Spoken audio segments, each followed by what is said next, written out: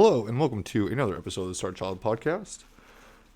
Today, I am reviewing the film by Robin Campillo called 120 Beats Per Minute, which debuted at Cannes in 2017.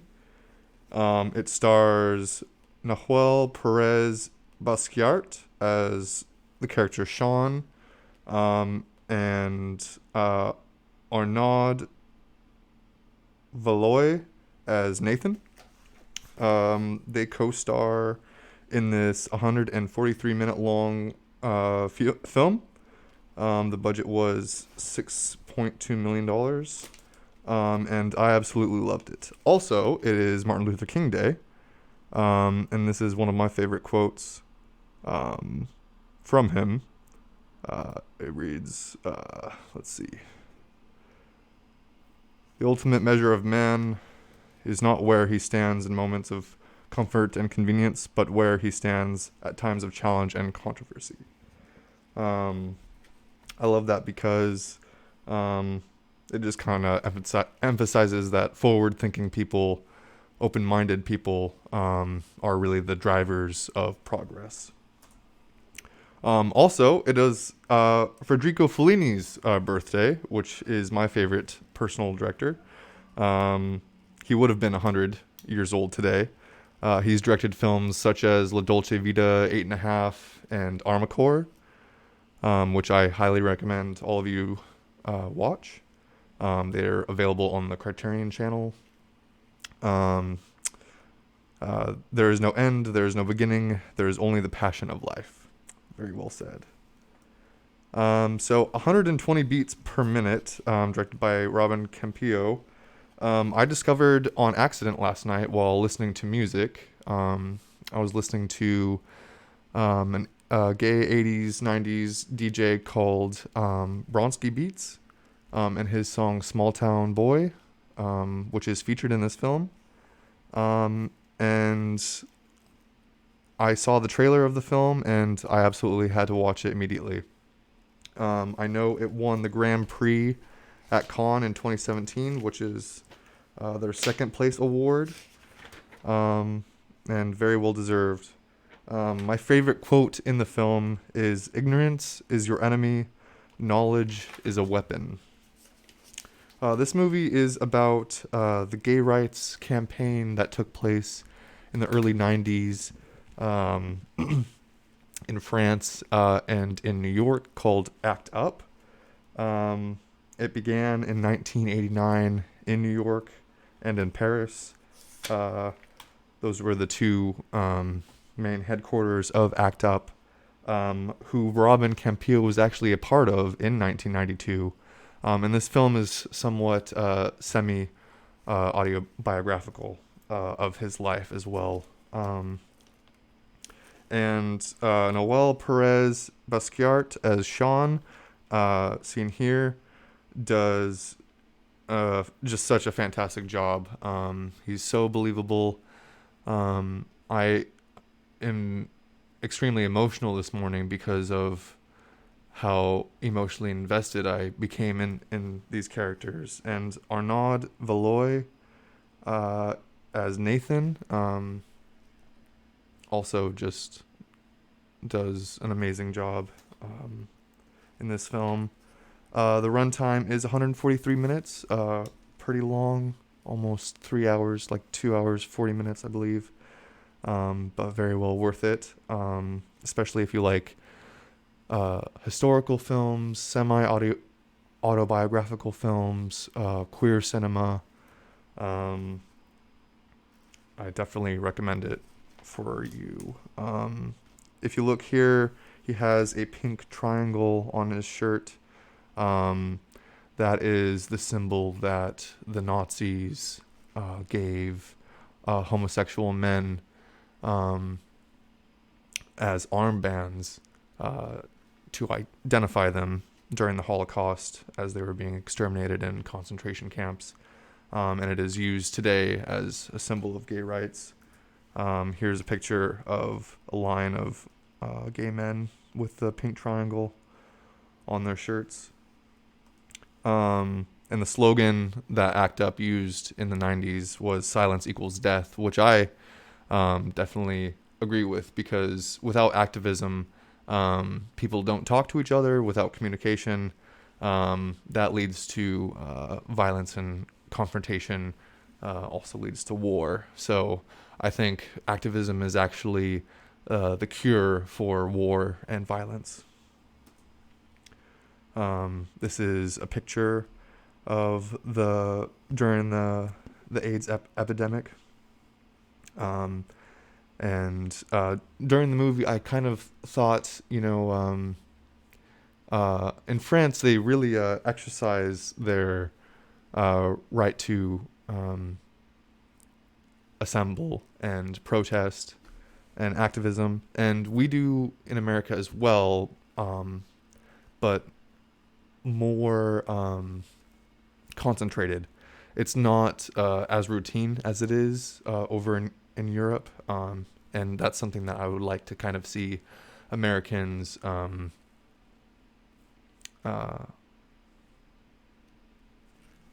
inherit from Europe, is uh, protesting and getting involved in activism, um, more so than they would normally.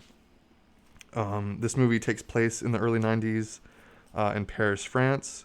Um, the gay rights group ACT UP is defending those with HIV and AIDS, and they are putting extreme pressure on the French government and the pharmaceutical group called Melton in the movie. I'm not sure if Melton Pharma is a real group. I doubt it. But that is who they are up against in the film. The film opens up to a debate being held at a school, um, where they are discussing their action moving forward as to how to combat Melton Pharma and the government to act more urgently towards finding a cure to HIV and AIDS, which there still isn't a cure. I know that there has been one or two cases that have been cured through stem cells, but everyone is different, and I'm not sure that that can be a mainstream cure for everybody. But hope is the only thing that we can have. There is preventative meds that are extremely expensive without insurance. One of them is called Truvada, aka PrEP, which can cost up to $2,000 per month for people that do not have insurance. It is a preventative medication to prevent the spread of HIV. And this is a relatively new medication that came out in the late 90s, approved by the FDA, that the characters in this film didn't have access to. The characters in this film are extremely desperate. They're looking for anything, any solution, because the side effects of the medications in the 80s and the 90s were just absolutely atrocious. They had diarrhea, they had nausea, they had constant headaches, and they didn't even really work. And so you can understand their frustration and their anger as they're trying to convince their government and this pharmaceutical group to take it more seriously and urgently, because millions and millions of people are dying. This is a picture of the Yellow Vest protest in France that is still currently taking place weekly. And this is exactly what I mean by the French exercising their right to assembly, freedom of speech, and protesting on a regular basis, more so than Americans participate in. And that's something that I would like to see change here in America, because we do have a bunch of rights, such as freedom of speech and assembly, that we need to start taking advantage of more. And another example is the Hong Kong independence protests from Beijing, retaining their independence rather than being persecuted in mainland China. such as they're doing with the Uyghurs, or the Uyghurs, I believe, the Muslim group in China that they are putting in concentration camps and brainwashing, quite frankly. So it's understandable of the millions of people outcrying in Hong Kong against these human rights violations. Um, so this is good news, I think, to see people in these such large numbers start assembling. Here are just some statistics of the numbers to show that in the United States the numbers have decreased drastically, but worldwide it's still very much an epidemic. Almost 40 million people are living today with HIV, and 1.7 million are newly infected annually, and the death rate is almost 800,000 a year die from HIV/AIDS. Here are the main stars. On the left is the character Nathan, who is played by Arnaud Valois. I really hope I'm pronouncing his name right.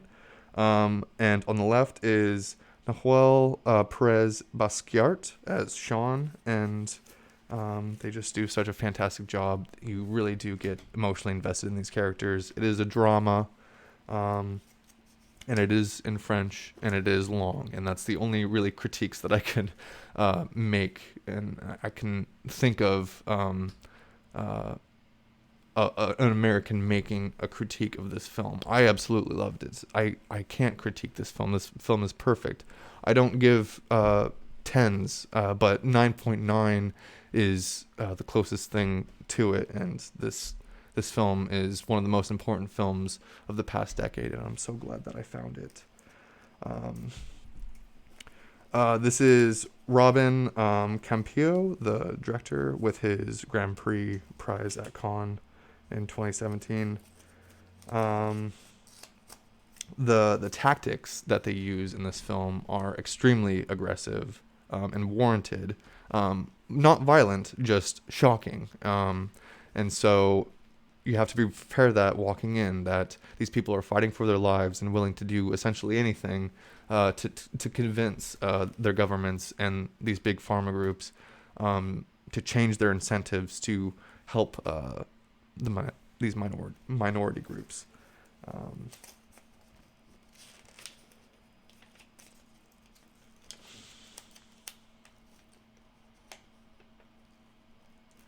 The cinematography was amazing.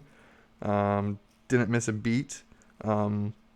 It didn't feel slow at all. There is a lot of dialogue that needs to be followed. There was one scene in the nightclub where there you can see little dust particles shining through the stage lights, and then those dust particles then turn into kind of a montage showing how the HIV virus attacks our immune system, which I thought was a very interesting and educational scene. And that's another argument that I wanted to make about foreign cinema, is that it's really an education. So many American films are just exactly what Martin Scorsese says. It's just theme park rides. They're amusement park rides. And, after, you don't walk away really with anything, and it's all the same ride over and over again. It's very tiring, in my opinion. But this film is an education. It really is. It's a time capsule that Robin Campillo really lived. And if you're a young LGBT youth, then I would recommend educating yourself on the 80s and 90s time period, and how many millions of lives were lost in order to educate the masses on kind of the the issue that wasn't being talked about. This is the trailer that I will play for you, and then I'll play the song that I listened to last night. So here's the trailer for 120 beats per minute.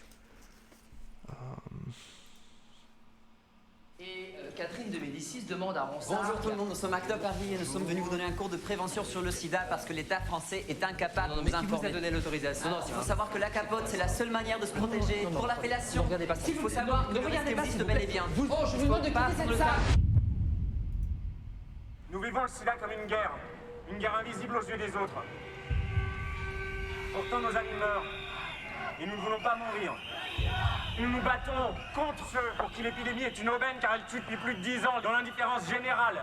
Je vais résumer la situation. Melton Pharma a décidé d'orchestrer une pénurie de traitements afin de faire parler de sa nouvelle molécule. Et d'amplifier l'effet d'annonce, on va augmenter la pression et on obtiendra de toute façon les médicaments pour les gens qui en ont besoin. Ensemble, nous pouvons unir nos forces pour résister à l'épidémie. They snap as to not to drown out the speakers in the debate. C'est pas nous qui avons besoin des labos, c'est eux qui ont besoin de nous. Tu vois bien qu'on n'arrive pas à mobiliser les médias sur la question des traitements.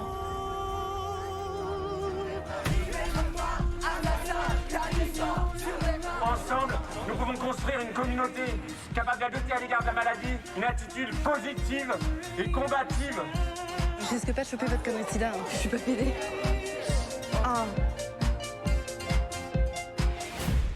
À Acte Paris, nous avons choisi d'affirmer le sida comme un défi. Vous pouvez le relever avec nous. Rejoignez-nous.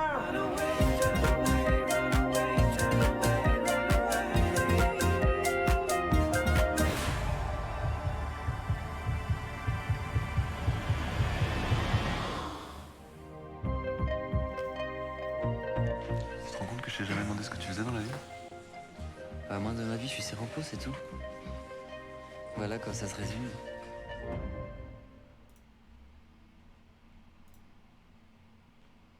That was BPM, or 120 beats per minute.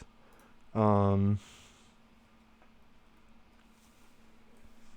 the song that I listened to last night was Bronski Beat,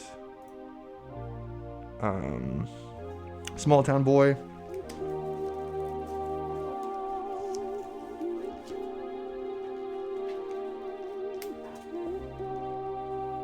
Just a wonderful early 90s nightclub song. So thank you so much for tuning in. I'm Starchild, your host. I highly recommend this film. 9.9 is my score. Robin Campillo is a director that to definitely watch out for. Thank you so much for watching. My information will be in the description below.